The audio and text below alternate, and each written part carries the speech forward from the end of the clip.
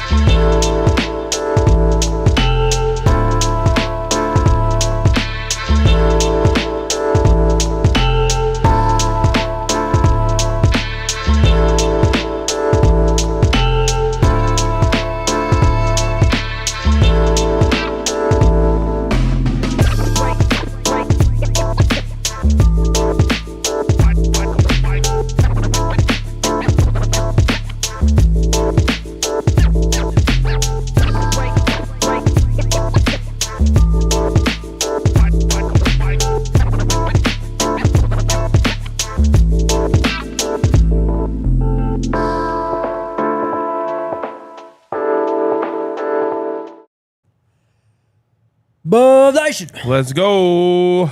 Coming to you live from the Toyota Lounge, driven by your Front Range Toyota stores, is DNVR Buffs Live, little throwback show. Scotty is he's cooking right now. All right. So just stay tuned. Meatloaf? Yes, that's exactly it. Yeah, yesterday was a game changer, actually. Oh, why? He's a Meatloaf fan now. How? Big one. Wayne convinced him. He did it. Wow. I don't believe this, but he's not here to defend himself. He's not, no. I mean, I'm just telling you what he was telling me after the show, you know. He's just like, I need some meatloaf tonight, man. That's exactly what he said. Where can I get a good loaf? That's exactly what he said.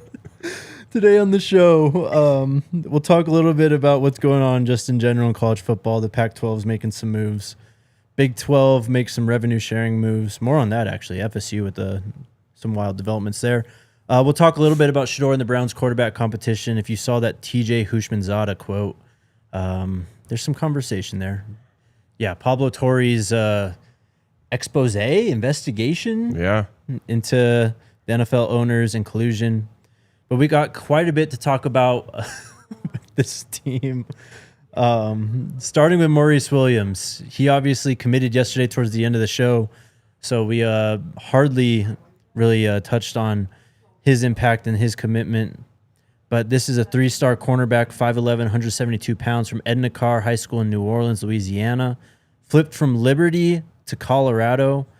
And looking through this 247 page for him, he has been committed to Liberty since February, actually. He's just gotten a lot of offers since then. He's a bit of a late riser in the 3-star ranks. Offers actually aren't that bad either. Of course, Colorado and Liberty, but Georgia Tech, Houston, Ole Miss, UCF, Washington, and many more. Second cornerback commitment in as many days. Yeah, it was yesterday. And the future of the secondary is pretty bright. Gotta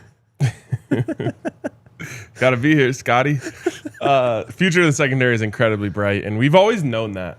We always knew that the secondary would be in great hands the second that Coach Prime got here. Mm-hmm. But it's just nice to see it all coming together. This is a nice addition to this class. It's just like you look at the way that the class balance is set up now, and it's just you've got the cupboards completely stocked at defensive back. And it's something that I think a lot of people had doubt about the way that Coach Prime was building this team, was getting to a place where you could say, like, oh, okay, like you can completely just see the way that this is planned out. The great part is there's now two ways of doing it. You'll have the developmental prospects coming in, Noah King, Preston Ashley, et cetera, all guys who you're really excited about, Maurice Williams. And then you can still go into the transfer portal and bring in the Tion Parks of the world and whatnot each year, where you're going to dominate there as well. So it's just like you get both sides of it, and you've got something really good cooking. Also, when we, I I don't know why that name of that high school was stuck in my head for Edna Carr? as many years as it was. Yeah. But Edna Carr was the high school of maybe the prospect that I wanted the most ever. Really? That we didn't end up getting. And that was quarterback Munchie Legault. Ah, I remember that name. Yes. Munchie Legault was committed to CU and then flipped to Cincinnati on signing day. Ripped my heart right out of my chest. And went on to have like a pretty good career at Cincy. But during his recruitment, we also recruited his top receiver and best friend, Keenan Canty, who did end up actually coming to CU. But we didn't get Munchie. And that was sad. It's all right. Things have worked out. Yes. I would say. You mentioned all those names, but there's, key players for this year too that we're going to see on the field a lot who will be playing a part in that future secondary. RJ Johnson, he's entering this year as a sophomore, and then same with Tawfiq Byard. Both those guys projected to have big roles, and now they're really looking at being, what Preston Hodge, what DJ is this year, what Travis was last year, just being the guys who kind of set the standard. So you can already see the pipeline of the secondary just developing. And you said it's the most obvious thing. We probably talked about this in the first 3 days that Coach Prime was the head coach here. First 10 minutes, maybe. Probably. Yeah. The secondary is just going to be good under him. It is. It's probably that and the receivers. You just do not have to worry about those guys. Yeah, absolutely. And so far, quarterback. Is another position which, what a beautiful luxury that is. Yep. To have now be going to year 3 and really not have had to worry about the quarterback position. I guess we worried about the future of it last year in the recruitment of Julian, but if you're going to be good in those areas, you're going to have a really great chance. And I think there's steps being made in the right direction on the offensive line. Obviously, multiple Jordan Seaton kind of opened the floodgates there, but now you've got Chauncey Gooden and Carday Smith in the cupboard, and you're just starting to see right before our eyes how you go from doormat to powerhouse. The golf balls, bro. Yes, the golf balls. Never forget the golf balls. But you're absolutely right. And it was, I'm pretty sure it was Preston who had the quote, if you can't see what's going on at Colorado, you're just living under a rock at this point. And it's true. You're either hating or living under a rock. So with that commitment, so actually, we didn't even touch on this yesterday, but with Preston Ashley's commitment, did you have something? No, I'll save it. Okay. With Preston's commitment 2 days ago, that did bring Colorado back to familiar territory in terms of not top of the Big 12 in just pure rankings, but in average recruit rankings. With those 3 guys before Maurice Williams, they were at the top of the Big 12. Now you had this 3-star, it kind of, levels it out a little bit, but it's still the same approach that we've been talking about the last 2 years. Don't look at the total combined recruiting score. It's the average recruit score that really means or shows what Colorado is doing right now.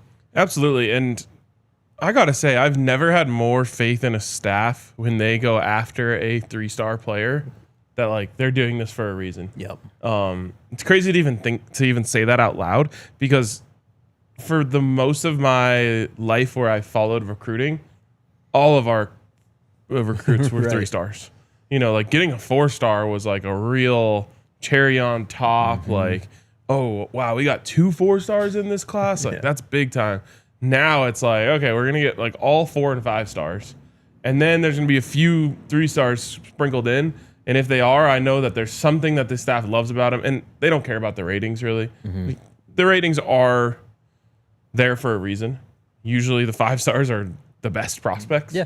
But, when these guys offer a 3-star, I have a lot of confidence in the fact that it's going to be a player that has what it takes. Especially at this position, too. I'm pretty sure Carter was a 3-star when they went and got him.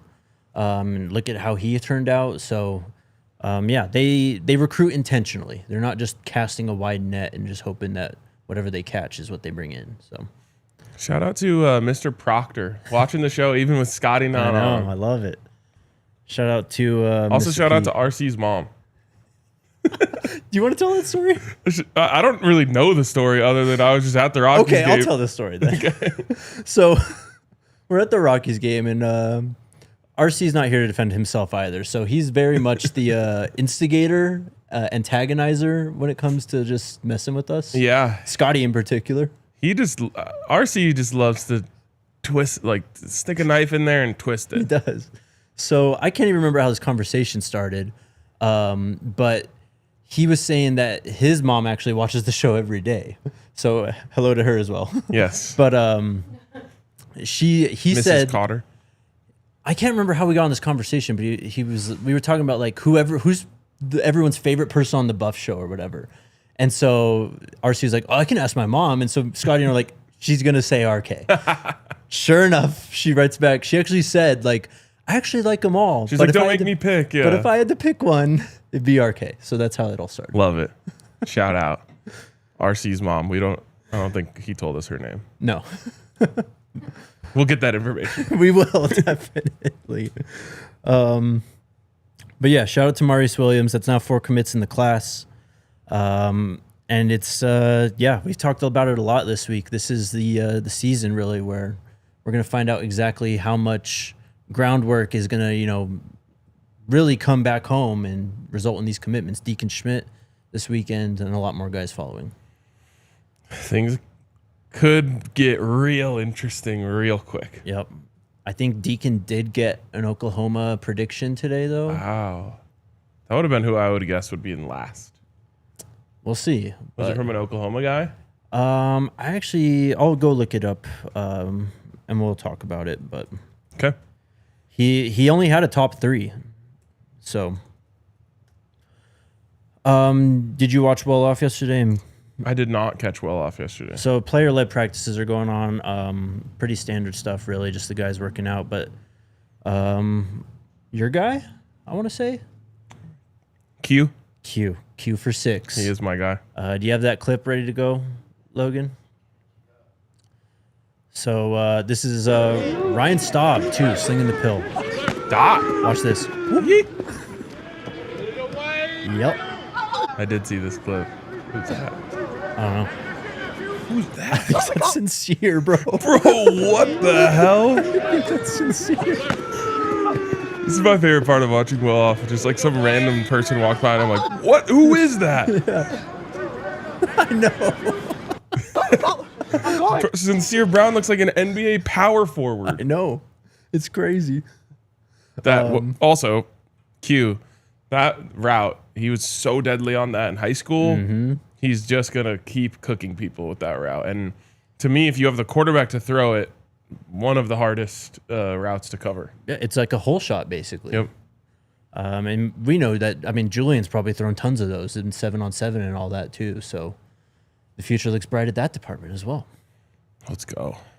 Someone else posted on Twitter, there was a picture of, I think it ended up being Tawfiq Thomas, but same thing as you. Like, who is this? Like, same thing, because they're just working out, obviously. Yeah. They got a little pump going. Everyone's looking a little bit bigger right now, and Tawfiq Thomas has been putting work in, it looks like. Let's go, man.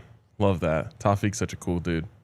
He is. All right, we'll talk a little bit more about Preston Ashley and some other stuff on the other side of this break. And shout out to our friends over at Cake Mortgage. If you have, I guess, unconventional income, if you have a job, like a content creator, you own your own business, anything like that, you might have found out that it could be quite difficult to get a conventional loan and therefore get yourself a house. This is where our friends in Cake Mortgage come in. Business owners with Cake Mortgage get approved by validating your cash flow through bank statements, certified profit and loss statements, or business tax returns. Good for creative professionals, contractors, entrepreneurs, business founders, and many, many more. Click the link in our description today to get started and make getting your mortgage a piece of cake. Cake Mortgage Corp. Equal housing lender, NMLS number 1734623, licensed in Colorado by the Division of Real Estate. Terms and conditions apply. Also, shout out to our friends over at Raising Cane's. It's a Raising Cane summer. I don't know if you've heard. I have. But it's big summer for Raising Cane's. And you should go to Raising Cane's in the summer because I actually drove by a different Raising Cane's the other day. This one was over in, I want to call it Wheat Ridge. I think I know which one you're talking about. That one also has a fire patio. Yep. I almost had to stop just hang out there. Yeah. In terms of the category of food that they exist in, I feel like they have the best seating, best patios, best all of that. And they also obviously have the best chicken fingers in the game. So order at RaisinCanes.com or the Canes mobile app, because every chicken finger is hand battered and cooked to order. Every crinkle cut fry is crispy and perfectly salted, and every piece of Texas toast is buttered to perfection. Are you hungry yet? Get your order today at Canes and get this summer going. Raising Cane's chicken fingers. One love. Okay, so a little bit more on Preston Ashley today. If you've seen what he's been posting and tweeting about, I mean, I don't know how he's not already a fan favorite at this point, to be honest. We showed his commitment when he announced to his, close friends and family at his little party or whatever that he had over the weekend. And he does did you see this? He does like the Show Me the Money or the Prime song? Must Be the Money. Must Be the Money. He's doing little Shiloh's dance and all that and like living it up. And then he posted this one last night. This just shows how far back, how locked in he's been with Coach Prime since he was a youngin'. And again, this is a 2026 recruit. So in this video we're about to see is maybe 10 years ago. I mean, he's probably at most 10 years old in this video. Go ahead and all right. Preston Ashley, but a.k.a. Deion Sanders. I got all my stuff. My first day training with my father, and it's June 3rd. Remember this. I'm finna be styling and profiling on the field. Watch this. Preston Ashley. You can take it off, bro. Deion Sanders. I got all my stuff. Bro, he was literally built to be a Buff. It's crazy, huh? That is awesome. That is so great. I also just have to say I love the Mississippi accent. I know.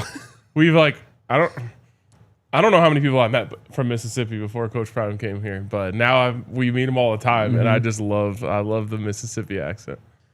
He did an interview with Dukes too, and he was like, "Man, I love doing like this," and like he's doing it all, man. He is so bought in. So yeah, make sure you show him some love, man, because this is kind of rare. Also, so we're just to assume he's like 17, 18 now. So he was 10 years old in that video. So that's 7 years ago. We'll call it like 2018. Unreal ball knowledge to be looking up to Deion Sanders in 2018. Exactly. As a kid. Yeah. Pretty Shout cool. out to his parents. Yeah, for seriously. Real, man. Pops, he was working out with him that day. He taught him some ball. Yeah. But yeah, you can go check out, Scott actually spoke to him yesterday. Go check out that article on DNVR.com. But yeah, he's a great kid and very excited to actually get him in the fold in Boulder with the team because he's going to fit right in.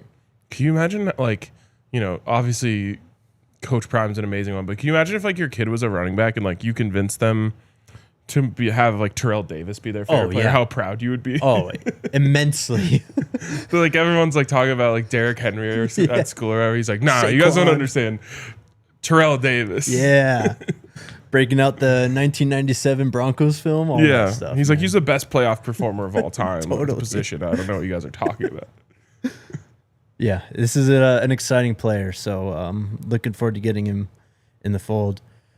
We got some news on the home opener as well. The stripe out. Yeah. Reverse from what we had at last year's opener. It sucks because I was in the black shirt section. Ooh. You have to specify when you're saying You have to break out your white shirt now? I'm going to have to get a white shirt. Oh, damn. Good job, actually. Yeah, exactly. It was starting to go across my brain. I was like, that's not going to sound right. Oh, man. Yeah, I'm in the white shirt section this time, and I'm going to have to buy a new white shirt. Last time, so they did the white out, and I wore what I would say was a white shirt, but I was getting called out saying it was a very light gray. So I got to just, go for the bleach white. I mean, if there's enough white T-shirts around you, I think your off-white is totally okay. I think so too. But hey, you know what? Well, I'm a team player. Now, I kind of already know where this is going, and so I'm yelling into a void. I Okay. understand that, but like we don't need every game to be themed. We just don't. I'm in on the stripe out. I thought it looked pretty cool last year against North Dakota State. We did a good job of executing it. I hope we get even better at it this year. Then can we just be like good? Like, let's just do the stripe out, and then every other game can just be a blackout. Yeah. It's not going to happen, but I mean, I'm with you. The gold one just doesn't really work. nope. Especially Too when many it's different shades, yes, but when it's a night game at Folsom and it's a blackout, man, I mean, that's a vibe. especially with the new turf. The way that it's going to New unis too. Yeah, well, I'm not going to move from my season ticket section.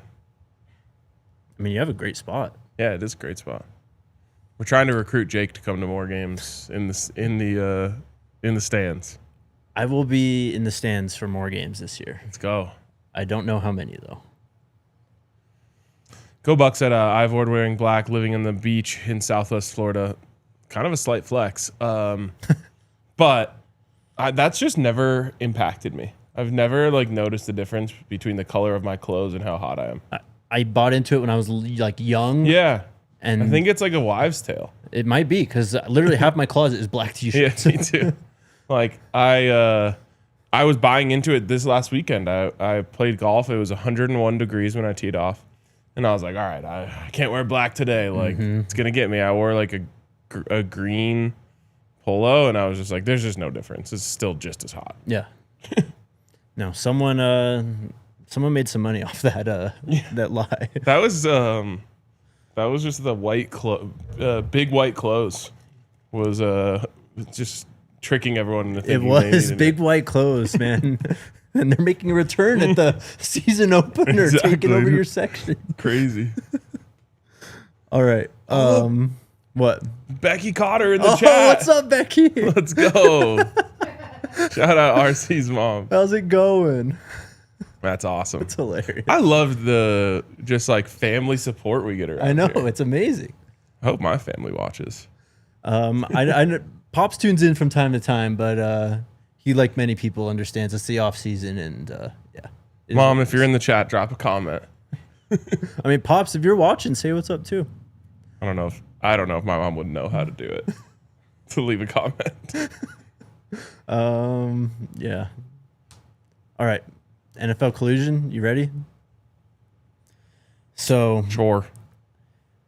if you haven't seen Pablo Torre talking about this, it's obviously a pretty big deal, and he did it alongside Mike Florio. Mike Florio actually talked about it in his article. They were both actually pursuing this story, kind of like a friendly competition, like to who could get it and break it first type of thing. But they ended up doing a show together on Pablo's, I think, podcast, and talked a lot about it.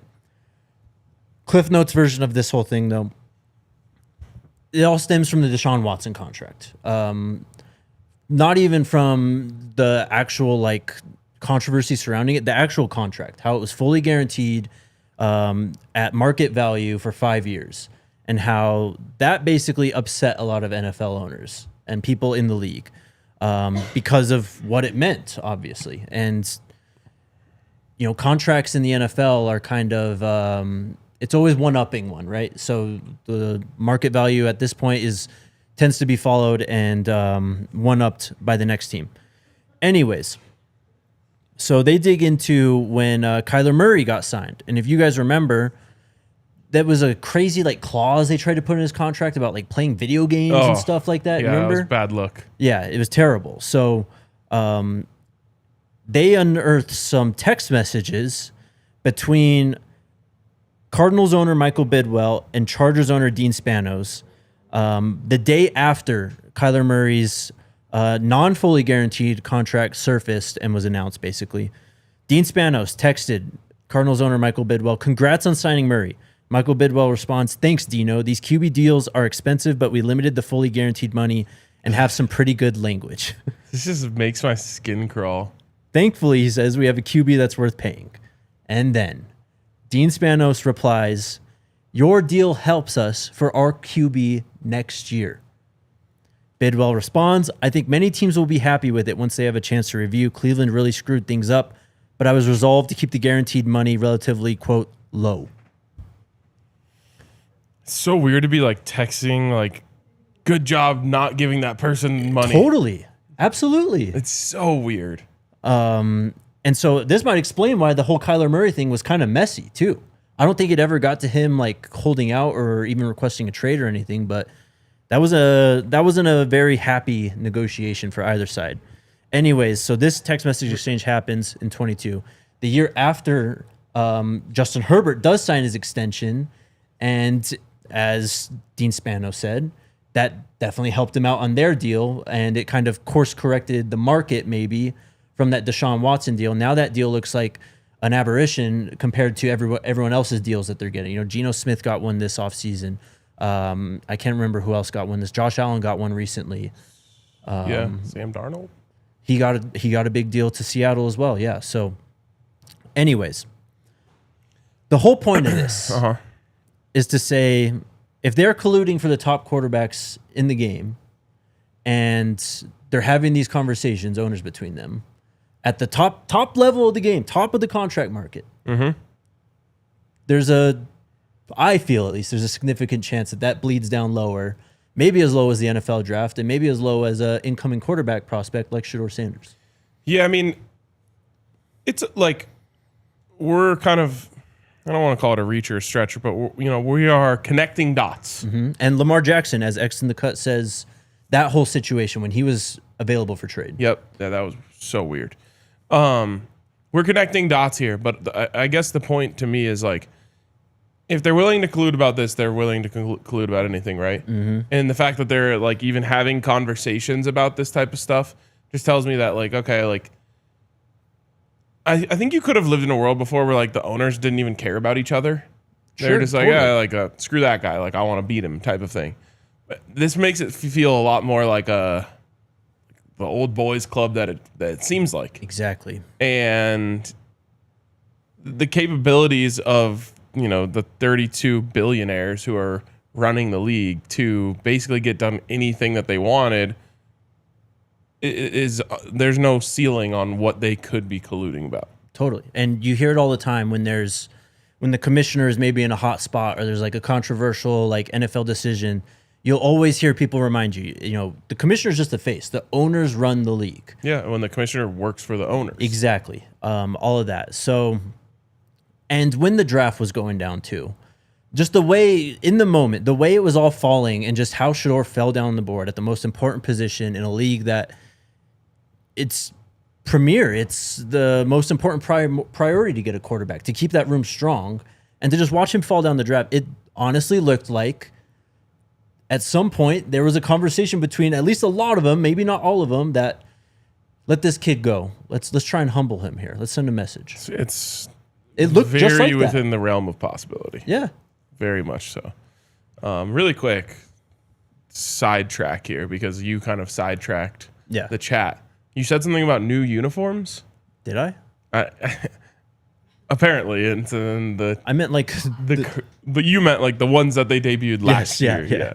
Because you were talking about like Under the Lights. I think like Under the Lights, the new uniforms. Yeah, I mean, okay, so like that was just like something I said on like the uniforms just look great. Like all the recruits are in the new uniforms now. It just looks so much better. Like you don't hear people always saying like, "Oh, where's the Big 12 patch? Like fix the uniforms for these guys," type of thing. Yep. So that's why I brought that up. What's crazy is all of the best recruit photos are coming with the black jersey with the gold numbers, and we only got it once last year. I know.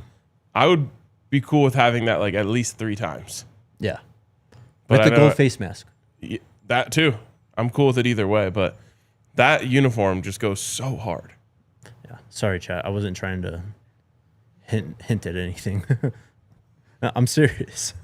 All right, let's take our next break. Believe there is. I don't believe that they're changing the uniforms. Like they're not going to be doing that every year. No. It's too long of a process from like Nike and all that. No. But I do believe there is potentially one more version that we haven't seen. Yes. Let's take our next break and shout out our friends over at. I really think that you. I know. Go ahead. Shout out to Monarch Money though. Saving money is on the forefront of everyone's mind in this day and age. That's where our friends at Monarch Money can come in. They make it super easy to lay out all your expenses, exactly where your money's going to, what, and see where you can save some money as well. You know, those pesky subscription plans, you sign up for a trial, you have to put your credit card in, and all of a sudden you're being charged for something that you totally forgot about a few months ago. Monarch Money is here to help you with all of that. It was named the Wall Street Journal's best budgeting app of 2025, and it's the top recommended personal finance app by users and experts with over 30,000 5-star reviews. Get control of your overall finances with Monarch Money. Use code DNVR at monarchmoney.com in your browser for half off your first year. That's 50% off your first year at monarchmoney.com with code DNVR. Also, shout out to our friends over at Saturday Neon. Oh, they're back. They are back, Let's which go. means we need Spirit back. I know we've had Spirit this week. But what I love about Saturday Neon, one, is that their signs are incredible. And two, is that it was started by Buffaloes. Played golf with those guys. Great guys. Huge Buffs fans. Viewers of the show. Love those guys. And whether you want a Buffs neon or something else, they even do custom ones. They did one for us downstairs in the DNVR bar that looks sick. They just do an amazing job. And they have a new Essentials collection featuring 50 schools across the country. And with a sign starting as low as $75. So it's pretty awesome. It's the perfect gift for, whatever, anniversary, birthday. Everyone likes to have a sweet neon sign for their man cave, their, what does that call it? She shed. There you go. Whatever you guys want it for, check it out over at Saturday Neon. Use the code DNVR for 10% off your order at SaturdayNeon.com. All right. So yeah, and are we good with the NFL thing? The NFL colludes. I mean, yeah. I don't know. It was totally unsurprising to me to see that, but it's just a shame that I don't know. Maybe our innocence, our love of the game, is kind of maybe called into question at times. At least for me. I'm not speaking for anyone else, but just myself. Back to recruiting real quick. So yeah, there was the Sean Callahan, who has an 89% prediction rate, did predict Deacon Schmidt to land at Oklahoma. I did not see who he worked for exactly, but he's part of the Rivals on 3, whatever's going on there. Okay. And someone said something about Sedarian Morgan as well. Got a crystal ball to Bama. Yep. So earlier this week, Corey Fravel, who is Clemson's 247 insider, put in a crystal ball for him to go to Alabama. All right. So we'll find out. Hopefully both of those are wrong, and Scotty has to eat meatloaf on set. Sticking with Shedeur, though, TJ Houshmandzadeh, he had a quote. Yeah. I don't know. And again, grain of salt with this one, too, because he just said that he heard from someone in the building, not a player. Could have been anything, could have been any conversation. But anyways, he heard and said on a Nightcap, I believe, that the Browns quarterback competition is between two quarterbacks, Dylan Gabriel and Kenny Pickett. The two opposite that I would have picked if you told me it was down to 2. What did I do to have to follow the Browns? I don't know. What did we do to deserve this? I don't know, bro. I really don't know. Like, any other team just seems like it's more fun to follow than the Browns. I got to give credit to my guy, Tyler Ziskin, who is a Browns fan. And he's an incredibly self-aware Browns fan. No delusion at all in his fandom. And he just calls everything. Like, he's like, on draft night, he said, we're going to do some stupid shit like trade back, not get Travis Hunter, and draft Mason Graham. Called it. Later that night, or the next day we're driving, he's like, they're going to draft Dylan Gabriel or something stupid. Boom, they draft Dylan Gabriel. So he's pretty dialed in with this. And like, I was talking to him this week, and he's like, the NFL season is just going to suck so much for me. And I was like, no. I was like, bro, the Browns got a franchise quarterback. Like, they're saved. He's like, no, we're too dumb to actually play him.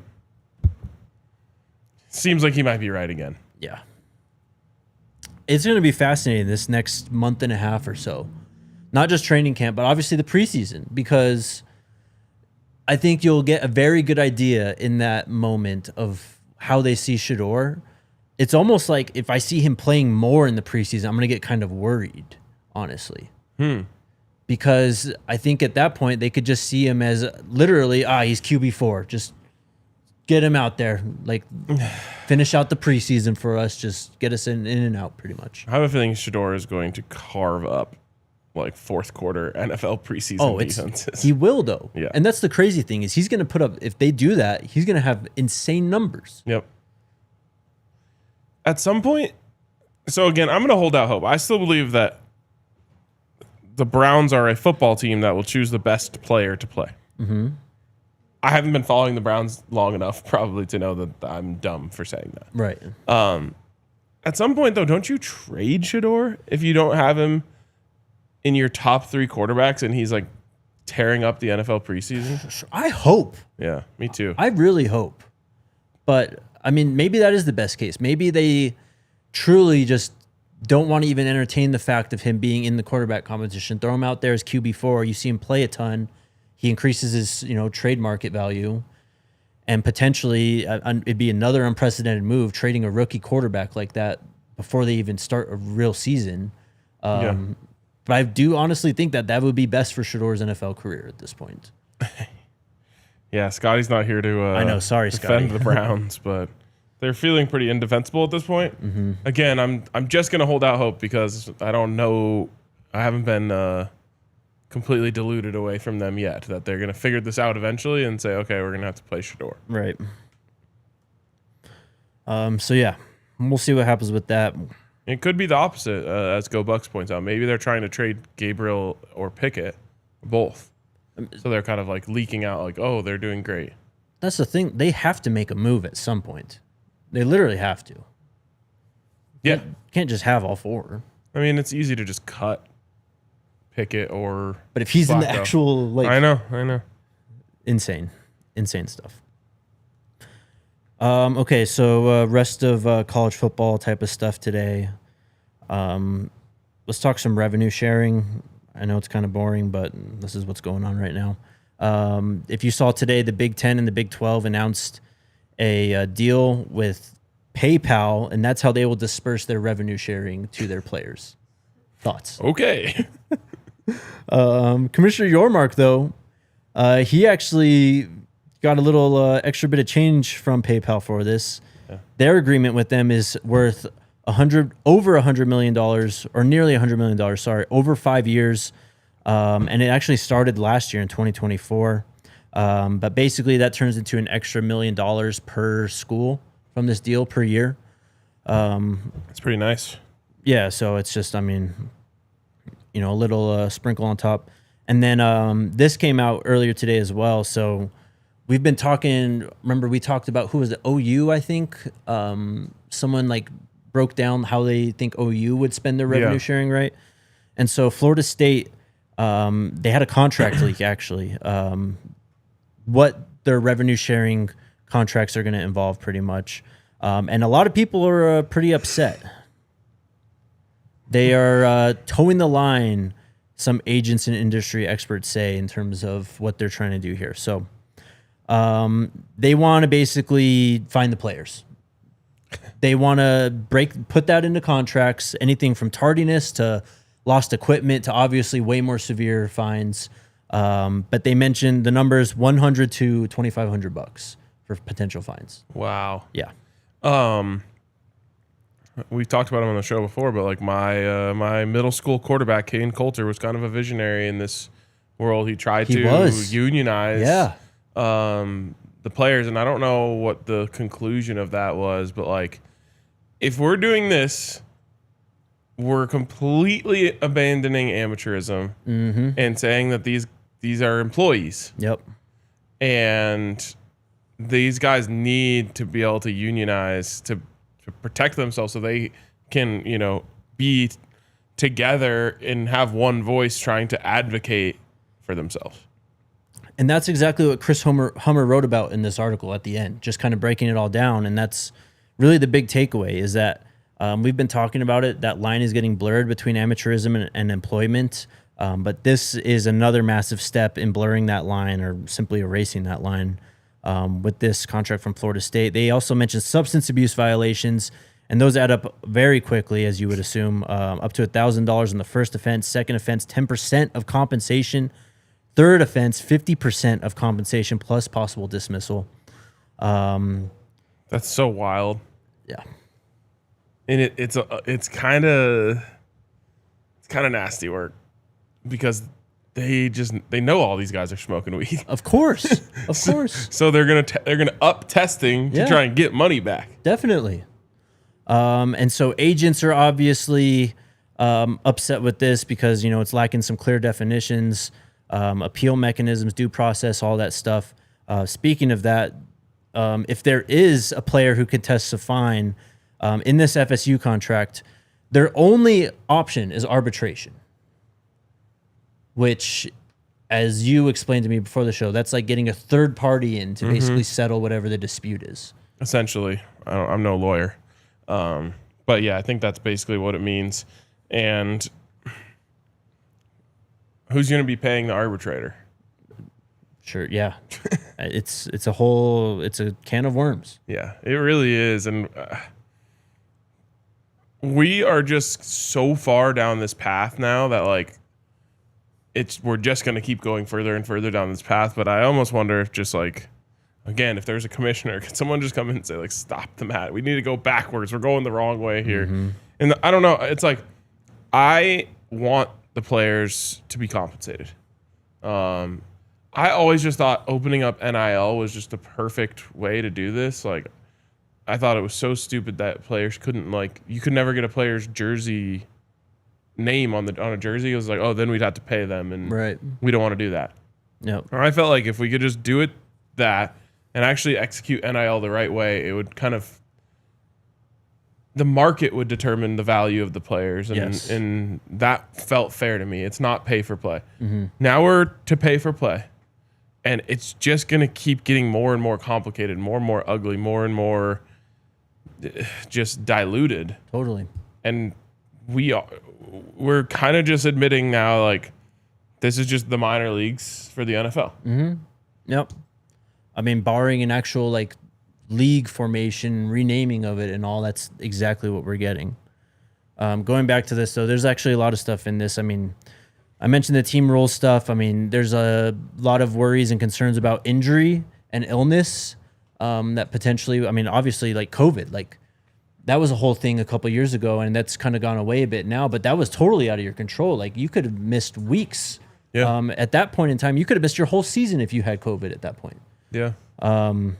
So yeah, team rules, obviously, absences in class, like tons of stuff that they wrote into these contracts. This is just definitely not legal.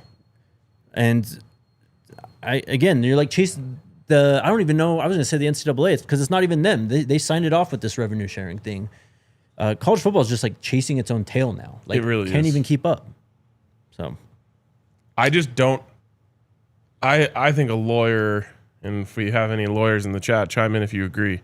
I think a lawyer would say there is no way you can require a player to go to class to collect the money that they're being paid to be a football player. Exactly. Yes. Totally. Messy stuff. And again, they're doing this with the knowledge of 100 years of student athletes. Meaning, like, they know the guys are going to skip class. Yep. And so they're just like, oh, okay, well, like in the past, it's been the opposite where the school sticks up for them in that case and kind of sticks their neck out and says, hey, we need this guy to have a passing grade so he can be eligible. Like, let's just take care of him. Now it almost flips. Like, again, another one is like schools pretty much stopped drug testing. Yeah. I remember like you used to hear about like, oh, he's suspended. He failed a drug test. You never hear that anymore, or you very rarely hear that anymore. But again, if they can recoup some money off of it, you think the coaches are dumb? They know exactly who's coming into meetings high. Right. Totally. And so they're going to pop those guys and try to get 10% of their rev share back. Like, eesh. Yeah. Messy. Ugly. Go Bucks, you are right. I mean, Coach Prime did mention, docking pay for certain things, but Coach Prime is also like a player's coach too. Like, I don't think he likes to take, I think, the more lesson approach to things. Like, here's why you should not have done this type of thing. Like, not just, oh, you did this wrong, I'm going to discipline you type of thing. And I'm not saying like this is just all anti-Florida State. For sure. I'm looking at the bigger picture here, which is like you're now creating an employee-employer relationship. And I just think that the legal ramifications of this are wide. Yeah. I mean, they're truly unknown. This is, I mean, we're just hurtling into the unknown, into the void at this point, learning as we go. Yep. So yeah, stay tuned on stuff for that to break out. That's actually supposed to start July 1st, revenue sharing. So that like PayPal thing that the Big 12 announced and all that, July 1st, next week. All right. Yeah. Let's go. Buckle up. Yeah. Last thing I got, we're going to talk about our old friends in the Pac-12. Texas State is the next school. Okay. How do we feel about this conference? Boise State, Colorado State, Fresno State, Gonzaga, not in football, Oregon State, San Diego State, Utah State, Washington State, Texas State. And they're looking at Memphis. Louisiana Tech is another team that's been thrown out there. Yeah. It's bad. It's not good, bro. You know, when like this is dark and a morbid comp, but you know when someone's like dying and they're like, I don't want people to remember me like this. Right. Like don't tell my friends to come to the hospital. I don't want them to see me like this. Yeah. That's how I feel about the Pac-12 right now. I'm like, I kind of wish you would have just died younger. Yep. Because it's hard to watch you go out like this. Yep. Any argument of it getting back to Power 5 is long gone. Oh yeah. It's not even a conversation anymore. So, I mean, whatever. They signed a deal with CBS, so they actually have like, and again, even that's only a part of the equation because I think they have like 4 networks / outlets / streaming services covering their or hosting their games. They did get CBS, however, but it's just realignment's so stupid. Ultimately, at the end of the day, we just we move all these pieces around, and it's still the exact same power structure, essentially. Yep. Does that conference actually get an auto bid? No, they're part of it's the Power 4, and then the other one is for everyone else. Okay, good. Yeah. And Commissioner Yormark, today, he was on Get Up, actually, I think, and he doubled down on 5+11. Nice. So, why not UNLV again? Didn't UNLV like turn it down? And I think the Mountain West actually did like get a new media deal, and that's why they were able to keep Air Force, and it might have been UNLV also. So that's why it's just so dumb. Those 2 leagues should just come together. Yes. Just merge. Makes no sense, though. That's all I got. You got anything else before we get to the chat? I think that's all I got as well. All right. What's up, chat? Put your questions in now. We got some time. Isaac Bivens says, what's up, fan? Any word on stadium expansion in the coming years? I mean, we'll see what happens with the west side of Folsom. Mm-hmm. That could include expansion.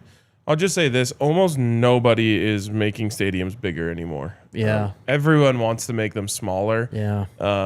You can basically generate the same amount of money by making the tickets more expensive, and then you have less staff to pay for. Right. And again, all of this stuff is just about generating money. But you're noticing it, especially in the NFL when they build new stadiums. It's like now we're getting down in the 70 and below range for new stadiums. I would love to see it. I think, especially in this era, Folsom can support another 10, 20,000 seats, fans. But I just highly doubt it, just based on the way that things have been going in sports. Also, just with the way that Folsom Field and the school is like built around it, kind of too. Like, I don't think you really have much room to expand theoretically. Yeah, and I mean, I don't think you're going to build the bowl up higher because then you're blocking the flat irons. Yep.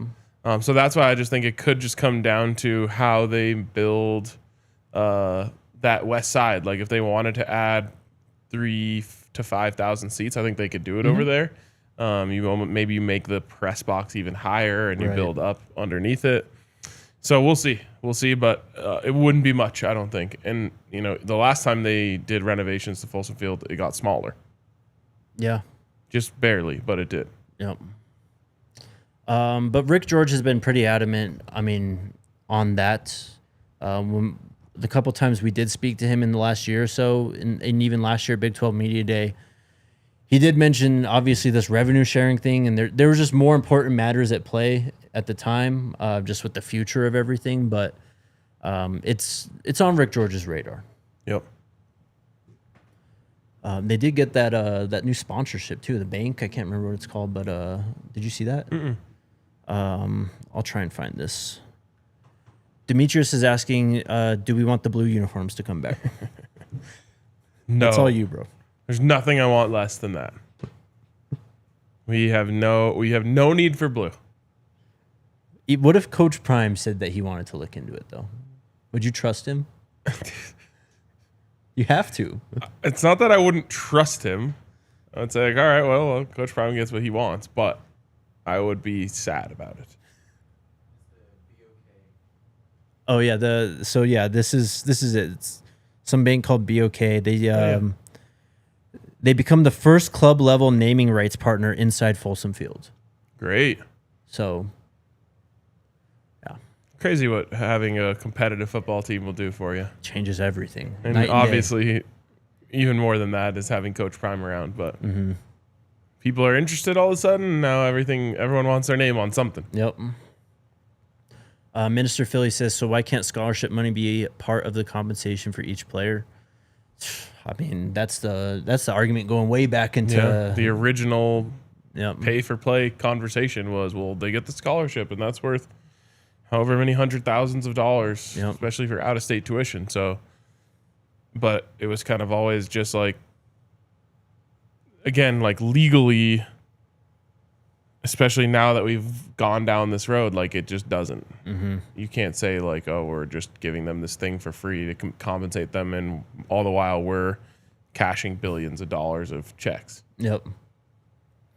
Yeah, it's that question and argument. Not saying to you, but just that kind of like died a while back. I mean, if enough people felt that way, I think we'd still be in kind of a modern structure of college football. Elrod also mentions closing the bowl into Dal Ward, which is possible, especially on the northwest side, which would actually eliminate the only bad seats in the entire stadium, which would kind of be nice. Yeah, round those out kind of. But then you wouldn't be able to really do the other side because that's obviously the tunnel in the Champion Center. It kind of already is. I mean, think about it. Yeah, that is true. There's that little gap, but it's connected. That would be interesting. I do love when they do the TV shot, though, from back in that corner, and there's, like, trees. That's sick. Yeah. Statesman asks, what do you think our odds of landing Deacon this weekend are? I think we get him in the end either way, but I'm 50-50 about this week. Personally, I don't think he picks Colorado this weekend. All right. I'll call it 50-50. But again, I mean, we've been saying this too.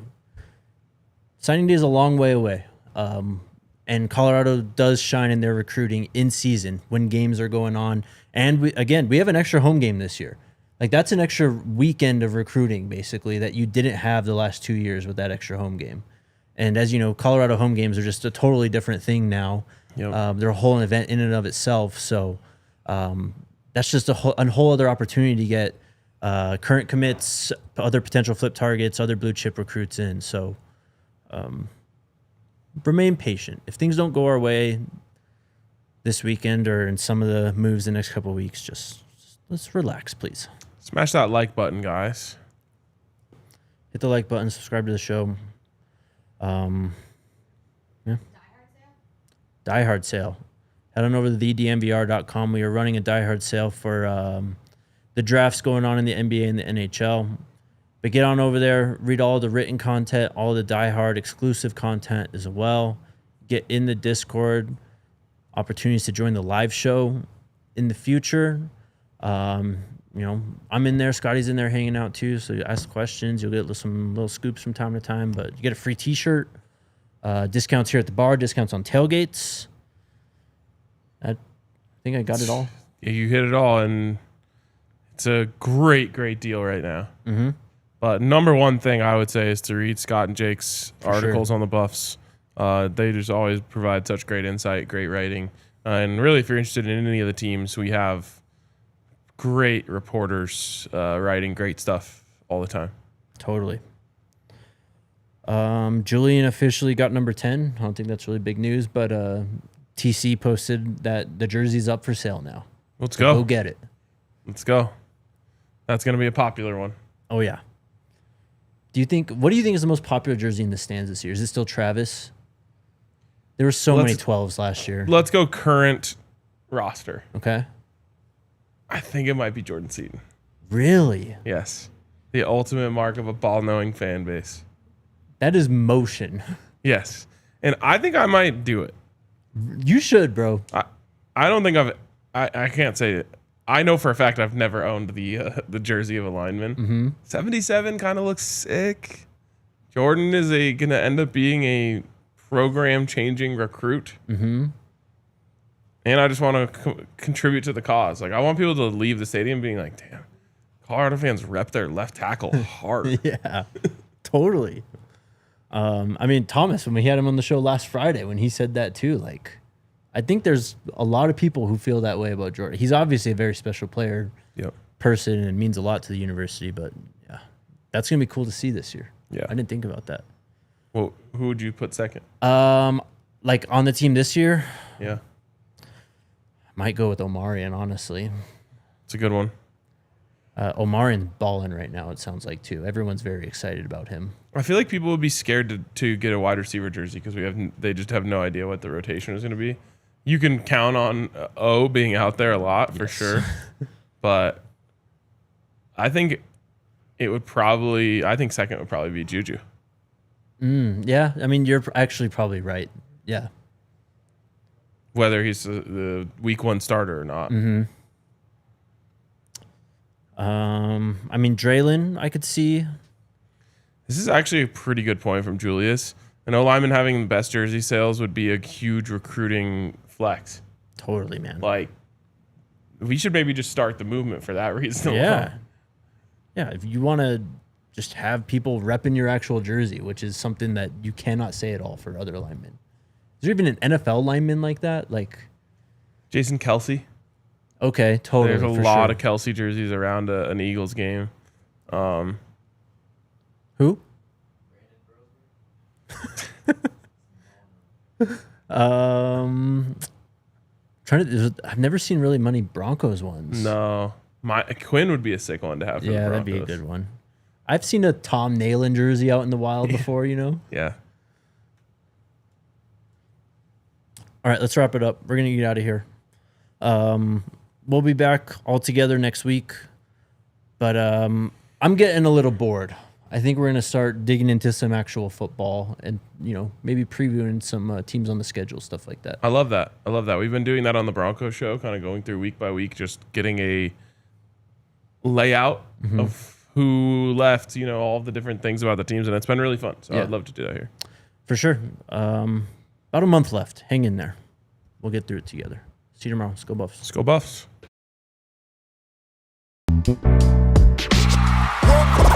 We all silly like the mayor.